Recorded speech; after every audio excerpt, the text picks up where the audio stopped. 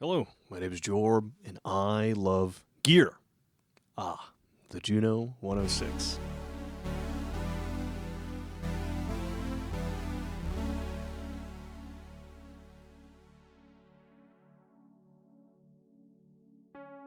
Released by Roland in 1983, the Juno 106 is the third in the Juno line, following the 6 and the 60. There are a few differences between the three and arpeggiator on the 60, preset memory on the 60, and the 106, but they are all 6-voice DCO polysynths, one oscillator, and a sub. They're simple, they're easy to use, and they have the chorus that makes anything sound better.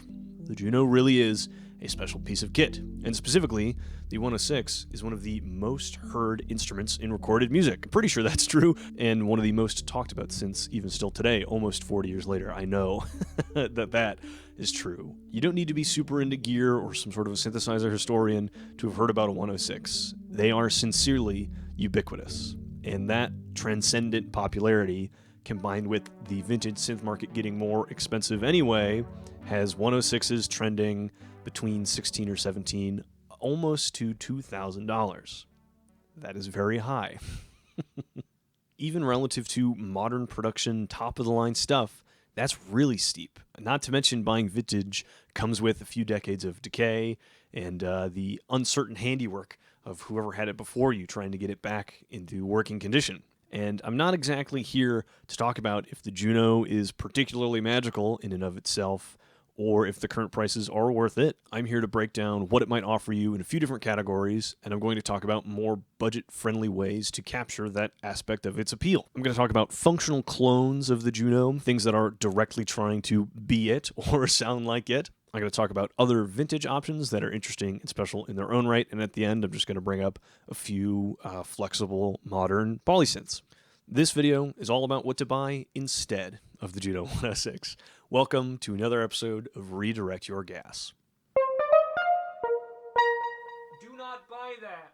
I, like many in the synthesizer community, suffer from an affliction known as GAS, G-A-S, Gear Acquisition Syndrome, the constant desire to get more gear, new gear, better gear, older gear, and I'm here to help you and myself really work through those feelings to prove that no matter what particular thing you want, in this case, a few things the Juno can do, you probably don't need to spend $2,000 to get that thing. If at any point you have an additional suggestion, want to agree or disagree with me, or want to just say something nice, just throw your comment down there as soon as it crosses your mind. No waiting. And if at any point you want to check out prices for anything that I mention, I'll have affiliate links to Reverb for the old stuff and Perfect Circuit for the new stuff. I can get a kickback no matter what you buy, as long as those cookies are in your browser, I think is how it works. And it makes it easy for you guys to double check and see if you're watching this some years in the future, if any of these prices are accurate anymore, because this stuff does indeed change. It's me from the future, or the relative future, to the Jorb you've seen talking. I'm still really bad at promoting myself. Please subscribe. It helps me grow. I talk about gear. And I have a Patreon with a $2 tier for support and a Discord and some secret behind-the-scenes updates. And actually, right now, because I reminded myself, I'm going to let them know that this video is coming out next, so you guys get to know what the video is a little earlier than anybody else. How about that? And a $5 tier to download my paid patch packs for free. Right now that's just Prophet 5 presets for the Take 5, but it will be more soon, and eventually a deepmind patch pack. So there you go. I'm so bad at this. I didn't do any of the fun transitions, so I'm just going to cover the lens now and slowly fade in to the actual video. Okay, good luck. What makes me qualified to talk about this at all? I have a 106. I'm looking at it right now. There's probably been a clip of it, or a clip of it is on now. And I've tried more than enough synthesizers. You can look at my channel and see my whole hardware resume, really. I've tried plenty of new and old gear. My thoughts are on display. You can tell that I'm thorough, blah, blah, blah. You should subscribe while you're there. Helps me grow. I didn't write that down, but I'm supposed to say that in every video, so I've said it. Now I can move on. I can already see the comments. Someone's going to say, that's nothing like a Juno, and that doesn't do the Juno thing. I get it, and I know that.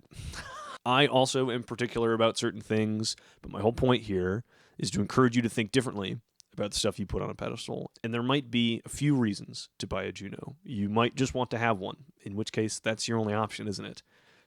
Maybe you want a vintage synth in general. Maybe you need a polysynth in general. Maybe you want something that sounds a lot like the Juno. You want to make sounds that Juno can make. Those are all different reasons, and different products will satisfy those different desires. So if anything seems off base from what you consider the Juno thing, it's not for you. Somebody else just wants something that's vintage. They don't care if it has the chorus like the Juno or has a sub-oscillator like the Juno, even if that's important to you. Any piece of gear, not just the Juno, but today just the Juno, take a step back and really consider what it's capable of. Understand the parts of it that are important to you as an individual, and I bet we can find something cheaper that does that same thing or scratches that same itch. So, gamers, shall we begin? The first category. We're going to stay as close to the Juno as possible. These are all synths that I think are explicitly attempting to do the Juno thing. From the original manufacturers themselves, Roland has blessed us with recreations of the Juno in the form of the Boutique series, the JU06 and the JU06A. These are small USB-powered digital modules. They work off of the ACB, analog circuit behavior technology. So they're digitally emulating these parts of an analog circuit to create similar sounds, and they do a pretty good job. I have an 06A that I bought to know that I could recommend it in good conscience for this, and I just wanted to try one. But things that they do particularly well, because the parameters are identical and the layout is identical to an original Juno, you're going to capture a lot of the vibe just because the sounds you're going to make are restricted in the same way and laid out in the same way as the Juno. And that's something that I don't think should be understated. The experience of sitting down to use one of those and program a sound, you'll end up at a lot of the same destinations as the original. I think that's a really, really strong argument. But of course, there are some downsides. The ACB boutiques, so recreations of analog synths that Roland is using the ACB technology for, those boutiques only have 4 voices. I think 4 is just, I think 5 I can make do with. I think 6 is plenty, but 4 is just not enough to really feel like a good open polysynth to me. It's not often that I'm only playing chords with 4 fingers. I can't believe I'm looking at you like that. It's not often that I play chords with just 4 fingers, especially not in such a way that voice stealing won't immediately overwrite those. As soon as I play another chord, I won't hear those end sort of unnatural. Yes, it's not the end of the world, and I've been trying to be more comfortable with low polyphony lately, and there's a lot of situations where it wouldn't make a difference. Bass sounds or low polyphony lead sounds, it's likely you wouldn't be hitting the voice limit at all. And if you take note of that limitation in advance and you're working in a DAW or some other environment that's easy for you to multi-track, you can build your parts around that and record half of your chord at once. Yeah, that's a huge hurdle, but for the few times you really need a 6-note chord, it can be overcome. These boutiques do advertise being able to polychain to help get over that voice stealing, but the last I checked, and it has been a while, the polychain doesn't really achieve that. It only uses the next synthesizers group of voices once you play an individual chord that's more than 4 notes. So the voice stealing will happen the first 4 notes you play, no matter how big of a chord you're playing. So you can play more complex chords, but you still have to deal with voice stealing. Anyway, these will cost you, the 06 will cost you anywhere between $300 and $400. Has a slightly more cramped layout because it has the pitch and mod wheels on the left side, and you're paying a premium about $50 or $75 extra dollars for the A. And even right here, you know what I see? This is listed as an 06A, but it is actually an 06. So they're charging a little bit more money than I think people are willing to pay. I've certainly seen 06As called 06 and vice versa, but the prices are so close. Technically, the 06A has Juno 60 emulation. I don't know how different they are. I don't know how different the two emulations are, even if the synthesizers are a little different. But it also has a built-in delay on the 06A. So if you ask me, the extra $50, $75, and looking at the used prices relative to even when I wrote this outline, they're closer than they were there. Both of them seem to be floating between $300 and $400. I would say the 06A is worth it, even just because more people are going to be willing to buy them in the future because they're a little newer. Plus they have the delay. Plus they do the 60 thing. Plus, they aren't so ugly with the pitch and mod wheels on the left of that first generation of boutiques. But I quite like the boutique line as an idea. Having these sounds in a small form factor that's USB powered is really, really great and affordable and produced and modern produced and less likely to break is awesome and the sort of thing that people are always saying they want. So good on Roland for making them. I think they're great. I'm going to arbitrarily rate them 3 out of 4 knobs. Jorb says check them out. Okay, next up, we've got more of a departure, and if you're subscribed to me, you definitely know about these. Behringer's DeepMind line. There is a 12 voice, there is a 6 voice, there is a module version of the 12 voice. The DeepMind started its development as a clone of the Juno 106, and but kind of grew in its feature set and its options. The LFOs are both per voice, and there's 2 instead of just 1. There are 3 envelopes, a powerful mod matrix, more feature-rich sub-oscillator, a few other additions, built-in effects, all sorts of things. But if you look at the options on the panel you have for the oscillators, or even just the layout of the panel, it's clear this wants you to think of the Juno 106. One of my favorite features, and maybe the reason I really fell in love with it, the mod matrix is flexible and fast, allowing for this really almost modular, I shouldn't say that, this really almost endless group wealth of sound design choices. You can point velocity or aftertouch, the LFOs, the envelopes,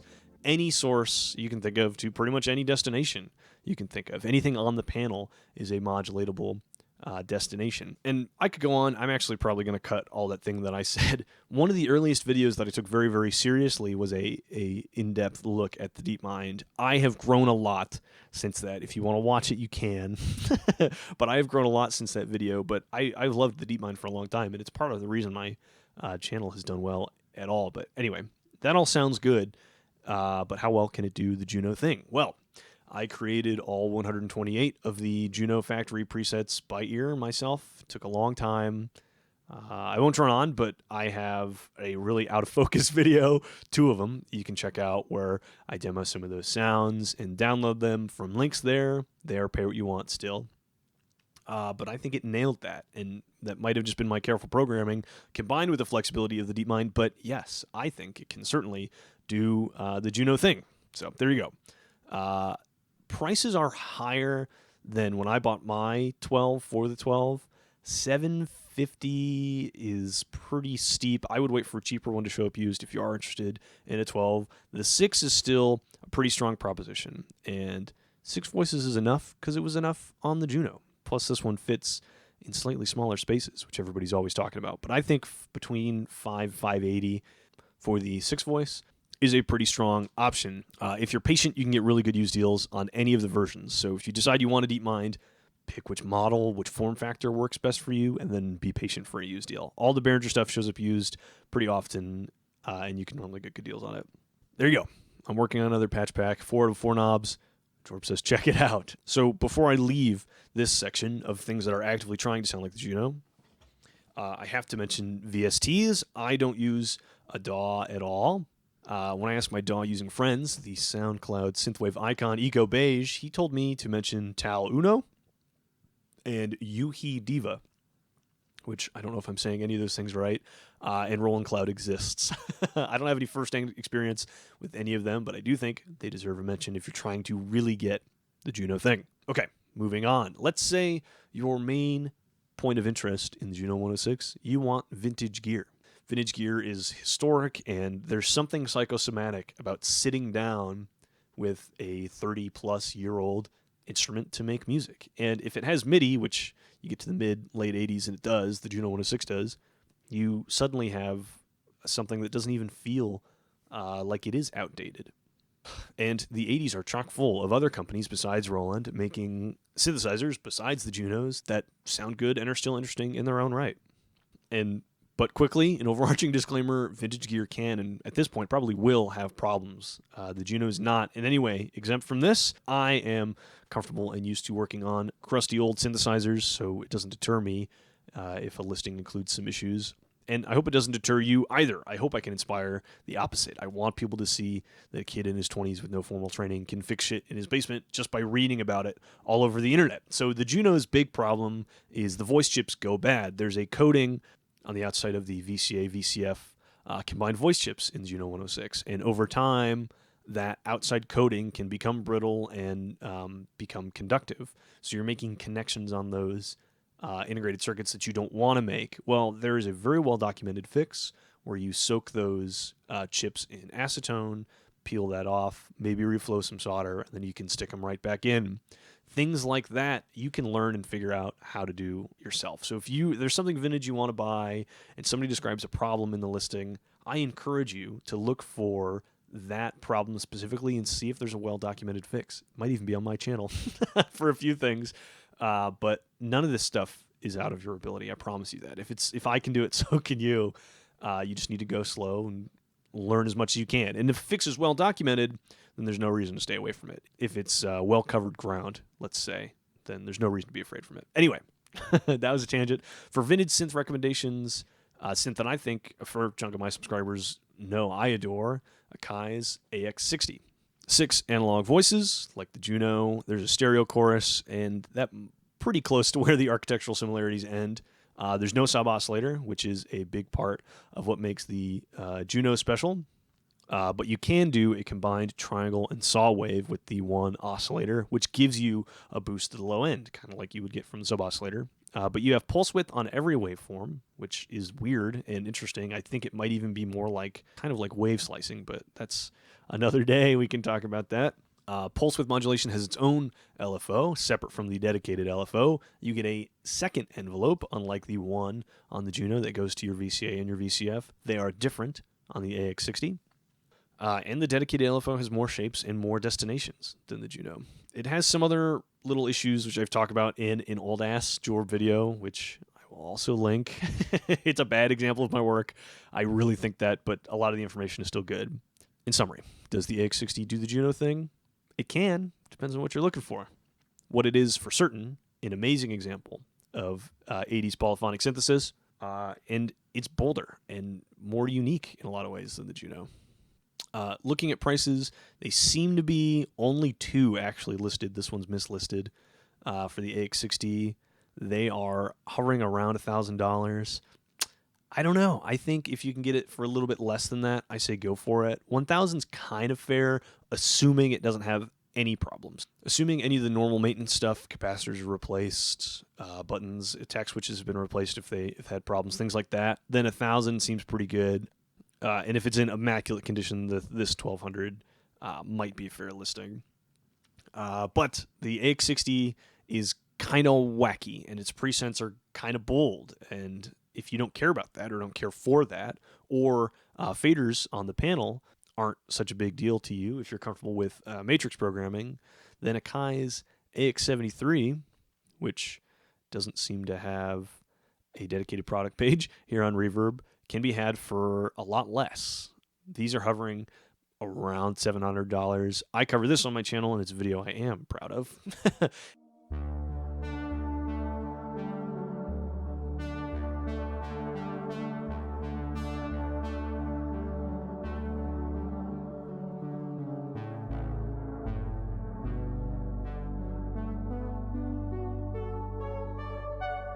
It has the same exact architecture as the 60 with the addition of velocity sensitivity on its own keybed.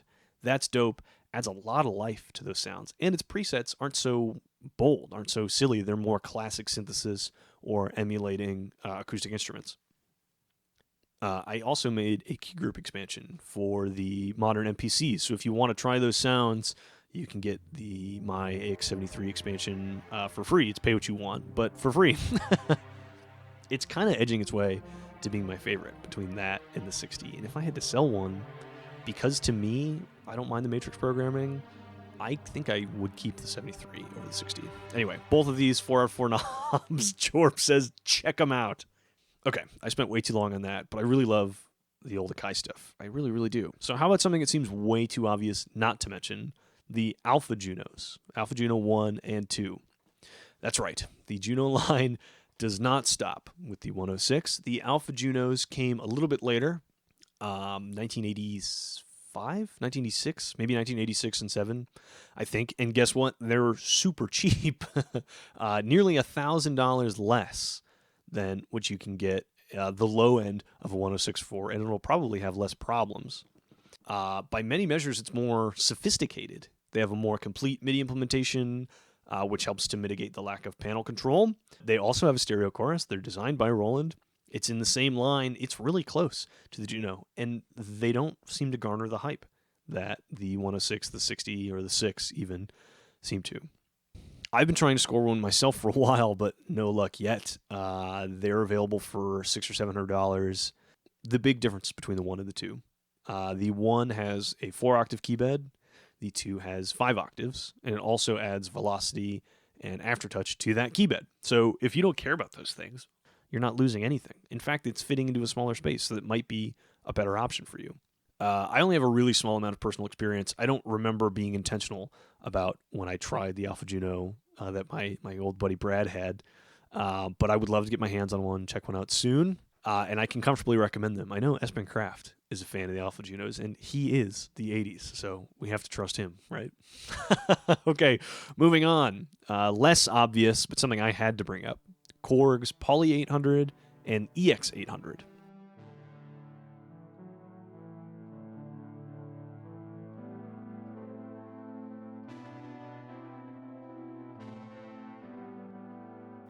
I had an EX800, but I wouldn't have minded a Poly 800. Even cheaper now, about $400. It is up to 8 voices, 1 oscillator per voice. You can also do 4 voices, 2 oscillators per voice. There is not a sub-oscillator. So if you want to have 1 oscillator an octave down on a square, you can do that and get close to having the sub-oscillator thing. But for full polyphony, 8 voices, you only get 1 oscillator. So that is certainly a downside. They're also paraphonic. They do have individually articulated amplitudes for each voice, but they share a single filter. Now, there are plenty of sounds where you wouldn't notice that. You wouldn't notice the difference if you're playing chords where you hit all the notes at once, or you're playing pads that swell long enough that the individual key presses aren't really going to be heard, especially not on your filter modulation with slow attack or something. Then it really doesn't make a difference. And at $400 for some vintage voltage, I think that's really, really good proposition.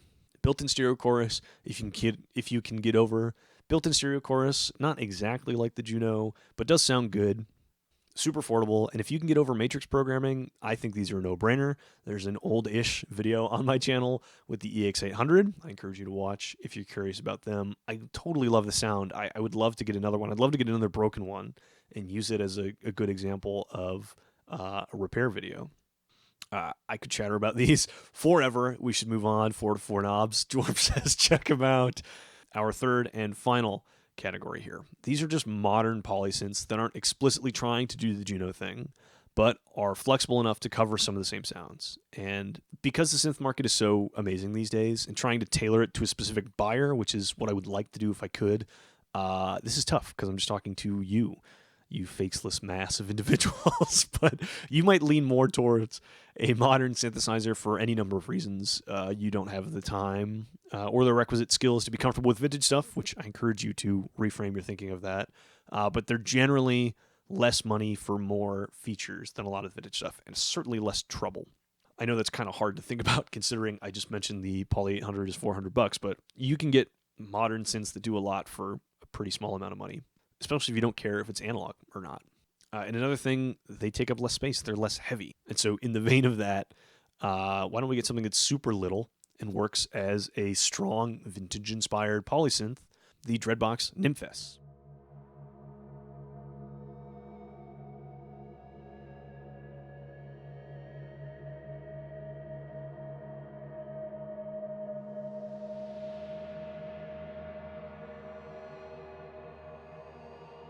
It's very recent. I do have one. You can see a video where I go into great detail about how this does compare to the Juno specifically. And my conclusion in that is they're super different, but they sound good. And depending on what you care about, you can get a lot of the way there, because at its core, 6 voiceless, 1 oscillator, and a sub, and 24 dB low pass filter. Yes, it has 2 envelopes. Yes, it has 2 LFOs. Yes, it has different wave shaping options. If you really care about the nuance of how it compares to the Juno, I have a video where I do that specifically in detail, and I get a little worked up. It's a good one. But putting it here might be inviting the wrong sort of discussion, but take that over there. but I'm rambling again. I love this synth. It's not that much like a Juno, but it's a modern polysynth with the soul of a vintage one. And at $600 new, I'll link you to Dreadbox below. Add on less than $100 for a stereo chorus, and you've got one of the smallest possible analog polysynths I can think of, and that might be the most important thing to you. And these last two, just because I feel like I have to mention them, lightning round, bring them up. They're super flexible, modern digital synths that can do so much. There's no reason they couldn't handle the Juno thing or whatever you see that as, or be flexible enough to get you really, really close to fill the same sonic roles that you would want to fill with a Juno. First Modal's Cobalt 8. They call it extended virtual analog, and I think that's because the oscillators can do a hell of a lot more than just be one oscillator. And there are 2 of those per voice, and it is 8 voices, I believe. There's the standard 37-key version, there's the M module version, and the X, which is a full 5-octave key bed. You're looking at like $600, and they can do a hell of a lot more than Juno. But of course, they can do classic vintage-y polysynth sounds. So I feel like I had to mention them because if somebody hadn't heard of them or didn't think of them in this light, there you go. And last, the ultimate in modern digital flexibility, the Hydrasynths. Say what you will about wavetables being close to this or that. The Hydrasynths are super flexible, more expensive. I think if you include the Explorer, they're competitive with the modal stuff. I recently covered the Explorer and got some hands-on time with it. They have patches that are named after the Juno. They want to imply that things like that are possible. There are vintage modes, and there are options that will let you keep the oscillators working closer to a DCO. I think the Hydrasynth oscillator section is flexible enough to give you, at like core level oscillator stuff, all the oscillator options you can get out of the Juno 106. Locked in phase exactly, I think you might run into a little bit of trouble depending on the wave combinations and how you utilize oscillator 3, but you can get really, really close. Close enough that it wouldn't make a difference. Yes, it has built-in effects.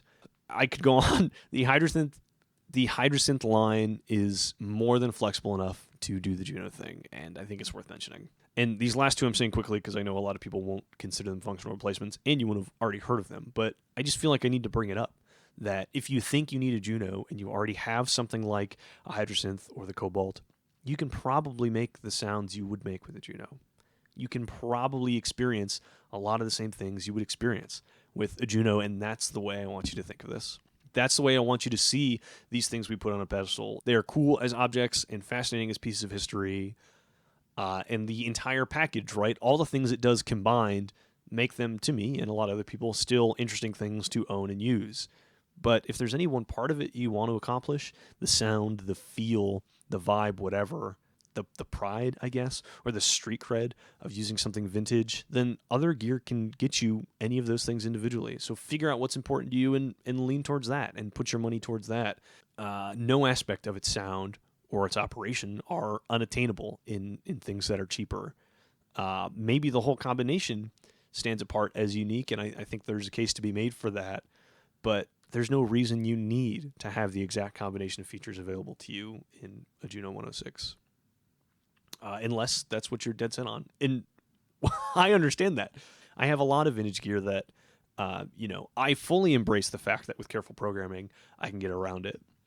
I do believe they're a unique combination of things, and there is a historical pride or a street cred or a psychosomatic reality to sitting down with vintage gear, that does all these things, that is all these things.